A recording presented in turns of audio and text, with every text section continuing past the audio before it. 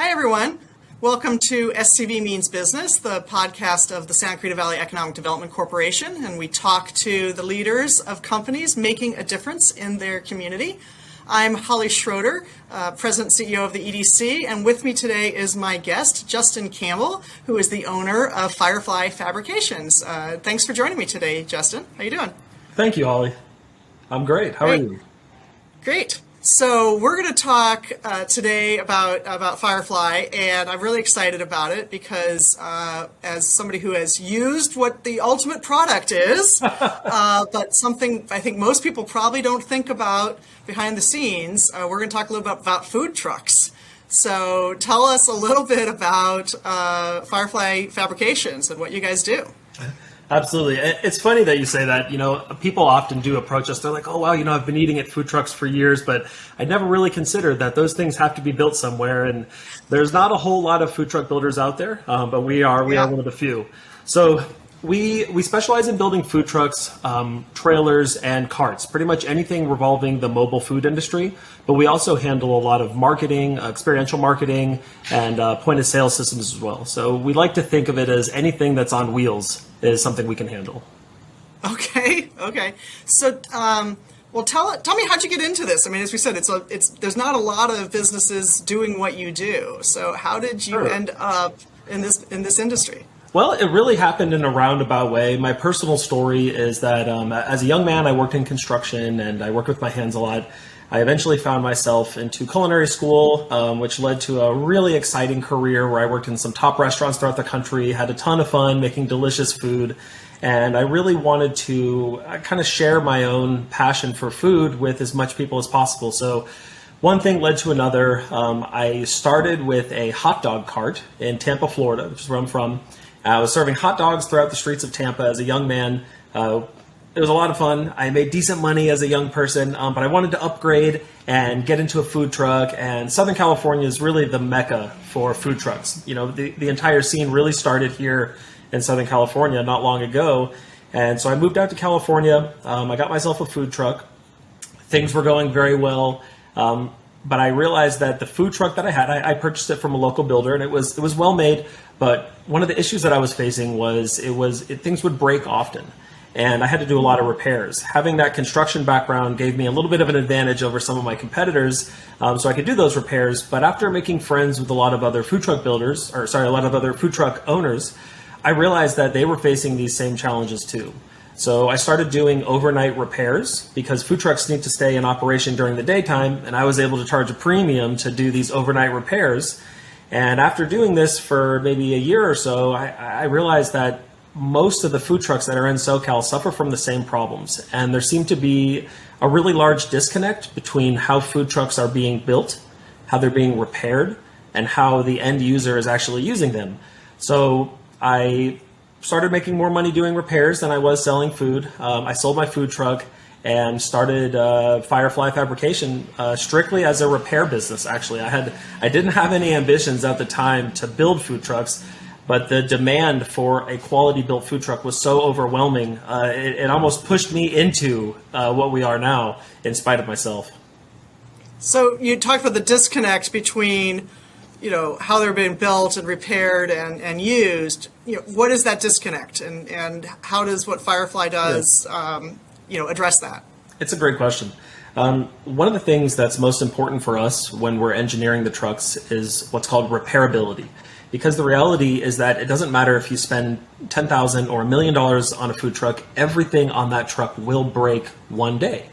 You have to prepare for how those situations are going to be dealt with in the engineering phase. So we have a lot of rules with the way that we build our trucks. Like, for example, we don't allow plumbing fittings inside of the walls of the trucks because when plumbing leaks, it's generally from a fitting. So we make sure that all of that stuff is accessible. We use oversized ventilation for our refrigerators to deal with the rigors of being in a mobile environment.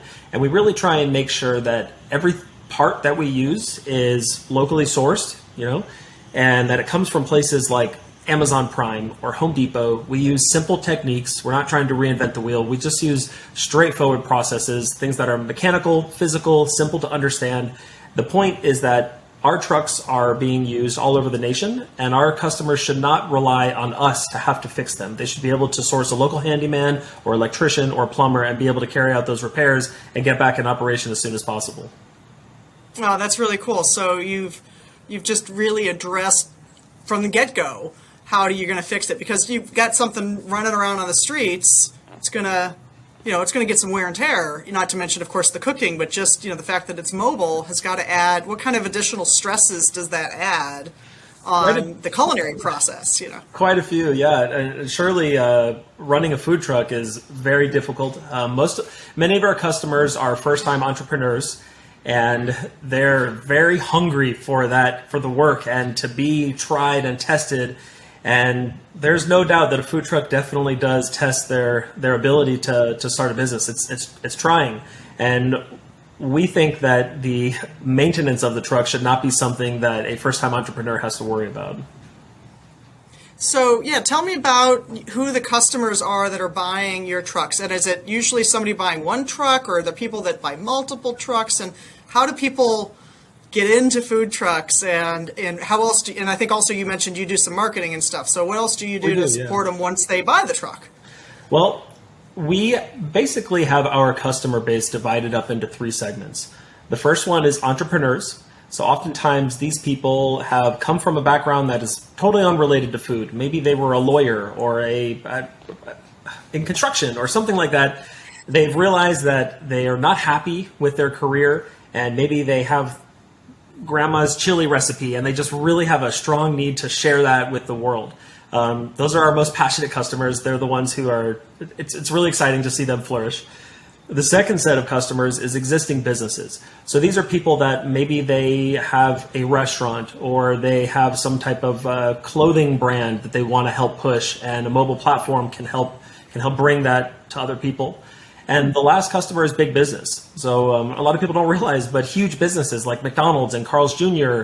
and there's tons of them. They own their own food trucks to help market themselves and to generate sales as well. So they're expanding their footprint by taking it to a party or to a special location or an event. So, do most of your entrepreneurs work?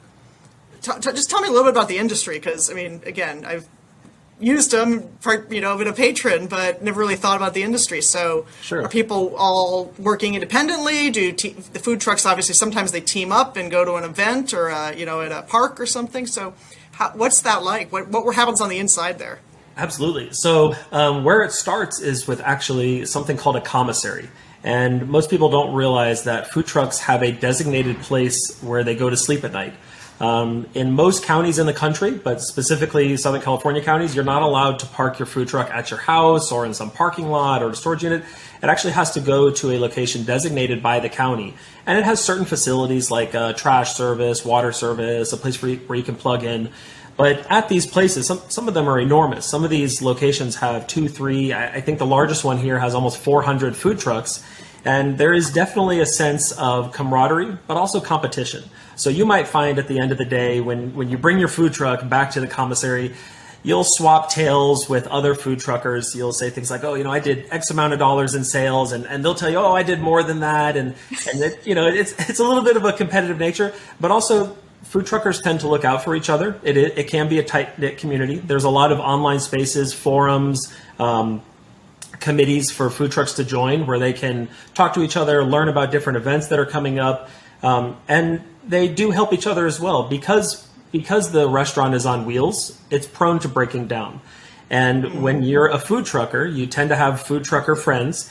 You might find yourself in a situation where you're on your way to cater someone's wedding, and your truck breaks down on the side of the road. What are you going to do? It's the most stressful thing you can imagine. You call one of your food truck friends and you say, hey, I really need you to help me out. I'm in a bind. Can you help cater this wedding? And they'll cover for you. That's a fairly common situation in the food truck world. That's great to hear. That's very cool. Very cool. So definitely an industry that people aren't thinking about. So tell me more about Firefly. You talked about you do some point of sale and other support. Obviously, there's the food truck, because it's mobile, has to be completely self-contained. It is, yeah. So the span of what we do is actually pretty vast. at its core, we're essentially a sheet metal shop, but we also have to do things like plumbing, electrical, powder coating, engineering. We have to deal with the health department, building and housing. There's assembly, there's tons of welding. There's quite a few disciplines that go into the building of a food truck.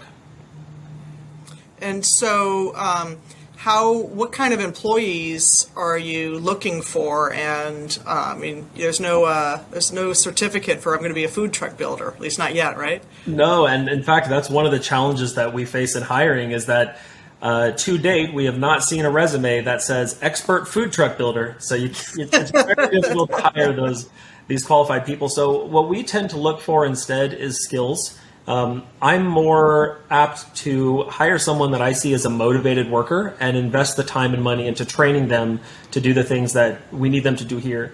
Even when people do bring skills to the table, like for an example, we could hire an electrician. It's unlikely that that electrical experience that they have already is going to carry over 100% into what we do because it is just so specialized. So because we're a smaller company, almost everyone here has to wear 2 or 3 different hats at any time. So for example, our welder also does some of the plumbing. Our sheet metal engineer also does some of the bending of the sheet metal. And there's a lot of a shared responsibility between the team. So how has business been going? I mean, it sounds like you're busy. We're thrilled for you to move up to the Santa Clarita Valley. So what's the state of the industry and business? How's biz? I think I can actually speak on behalf of the entire food truck builder industry in America right now. COVID has really helped push things along for food truck builders. With all of the restaurants closing down, there's been countless restaurant owners who realized that their entire livelihood may be at stake with the health department closing them down, and food trucks are not subject to those same restrictions. So far, we haven't seen any closures of food trucks due to health department restrictions in the U.S. And because of this, we've been incredibly busy. The general story right now for food truck builders is they can't hire fast enough. They can't get the jobs out fast enough. We just can't keep up with the workload. So I think COVID's been pretty polarizing for people, but food truck builders in general, it's been overall a pretty positive endeavor. So when you talk about, tell me a little bit more just about the fabrication process. I mean, you're starting with an existing truck and retrofitting it, and so what has been, obviously there's all the conversation about supply chain problems that really nobody has escaped. So what's the base truck that you're getting, and tell me just more about how the way you set it up is unique. Well, we've tried very hard to standardize a typical food truck, but in the years of doing this, what we've learned is that it's just not possible. Our customers have unique needs, whether it's a taco truck or a kombucha truck. We just can't standardize these styles. So everything that we do is completely custom. It's built to order. And how it starts is a customer will approach us and they'll say, here's my concept. Here's the general equipment that I think I'm going to need. And we'll advise them, maybe there's particular brands they like that we don't like. Maybe they're not well suited for mobile use. And we help advise them on the correct equipment.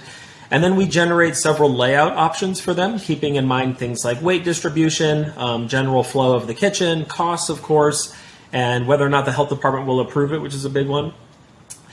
There's usually a back and forth of about 2 weeks with each customer where we modify the layout, we move a fridge here or relocate a fryer there or something along those lines. After we have that dialed in, we take those drawings and we draft them into a health department compatible blueprints. So we then send those blueprints over to the health department. All the health departments in SoCal take about 30 days to get back to us. After they get back to us with approval, then we're able to start the build. The build process pre-COVID was somewhere around 6 weeks. But right now, and when I say 6 weeks, I mean just for the actual fabrication where we're like welding and cutting and assembling and stuff like that. Nowadays, that's almost tripled, which is because we're backed up and supply chain issues. We're definitely very affected by supply chain issues. We're doing everything that we can to try and counteract that. One of the things that we're working on right now is getting what's called our NSF certification. So NSF is a National Safety Foundation. It's one of the little stickers that goes on a piece of commercial cooking equipment that the health department requires. So after we get this certification, we'll be able to manufacture our own cooking equipment, and we won't be subject to our vendors' really long lead times. We'll be able to get that stuff taken down and deal with it in-house. Wow, that's really cool. So you're just continuing, so you're seeing this trend of you're continuing to internalize your fabrication process. Absolutely, yeah. And when I first started the company, there's been a really strong push in the manufacturing industry to go towards lean. And one of the things that lean encourages is outsourcing things if it doesn't make sense or if it's not profitable for your company to do it internally. I've read all these books on lean, and that's one of the things that I've really felt strongly I didn't want to do. And in hindsight, that was the right choice, because being able to bring all these things internally has allowed us to have a lot more control, not just over the quality and the fabrication, but the lead time of when we can get something to a customer. So when you work with the customer, so let's go with the true entrepreneur, because I find this really fascinating, who was previously in construction, or previously the lawyer example that you were saying. Do you help them design the food truck? Do you work with them on business plan and marketing, or how does the industry support that? Because like if I'm gonna sell my great apple pies, I'd have no idea where to start. So how do you help somebody get through that? You have so much expertise. One of the things that I tell new customers, and it's unfortunately very contrary to what most people think, the food aspect of your food truck enterprise is going to be the least important thing on your mind when you're starting this. There's so many other aspects to this. Just getting your food truck to where it needs to be on time with your staff showing up on time is fantastically difficult. It's a logistical nightmare. It can be. And it takes a really long time to get set up. Where we help our customers is I try and educate them as much as possible on the actual sales and process and bringing your food truck. But we definitely help them with the engineering of the truck. And I tell people, I'm famous for telling customers no. Oftentimes I don't know, it sounds bad, but oftentimes someone has it in their head that they need a certain layout, but because they don't have that extensive experience with how food trucks are run and operated, they might not realize that they're doing it in spite of themselves, and they instead might need a different layout. So I've found that by taking the time and educating our customers and explaining to them, listen, here's why you should not do this, or here's why you should do this, they're going to get a much better end result and have a much higher chance of being successful and staying in business for quite a while. So as you got into this business, I mean, what did you have to do in order to meet requirements to start to build food trucks? The initial entry to building food trucks was not as tedious as you would think. It does seem like this really large thing where it's like, oh gosh, it's so intimidating. But once we broke it down and we found the permits and licenses that we needed, it was kind of just like starting any other business. The most tedious part was definitely unearthing the intricacies of the health departments, especially the minute details between them. Like Ventura County has slightly different needs than Orange County, or wildly different needs than San Francisco and stuff like that. One of the interesting things, though, about this process that we learned through getting started was we're technically classified through the state of California as what's considered a special purpose commercial modular manufacturer. That's a lot of words. But what that means, though, is that we are licensed to build basically anything on wheels. So food truck builders in general are often responsible for things like a ASPCA truck, like where you would adopt a cat or a dog, or a blood donation vehicle, or some of my competitors are even building the SWAT trucks for other counties. So there's really the sky's the limit with what you would like to do with your food truck building business. Well, and it's interesting what you said. First you have to get that certification or be classified that way, but then you said the health department requirements in the case of food trucks are different. Does that mean when you're building a food truck, you need to know where that customer is going to be using the food truck? And how do you keep track? If you're building nationwide, that's a big deal. It really is. It's quite an undertaking. So how we do it is after we go into contract with a customer, we do a phase of discovery where we learn about their health department. Typically, we reach out, we ask them, hey, what are your guidelines? Can you send us if you have a code book or something like that? Some of them do, some of them don't. We're underway right now with a build for Denver, Colorado. And their health department was the most interesting one that we've ever encountered. Their health department told us, no, there's no plan review process. You just build the truck, send it here, and we'll tell you if it passes. That's been the wildest experience that we've had with the health department. But generally speaking, most of the health departments, they do have pretty well laid out guidelines, and we're able to review all that and make sure that our build is going to meet those needs. And are they similar enough, or is a food truck then restricted to one health department's jurisdiction, or can they transfer between them, or is there a process for enabling that? There is a process. In the SoCal counties, they're similar enough to where, generally speaking, if a truck can be approved in one county, it can usually be approved in the other counties as well. Most of the country is on board with this program called a temporary event permit. So let's say you have a food truck permitted in Los Angeles and you wanted to go to, I don't know, some music event in Texas.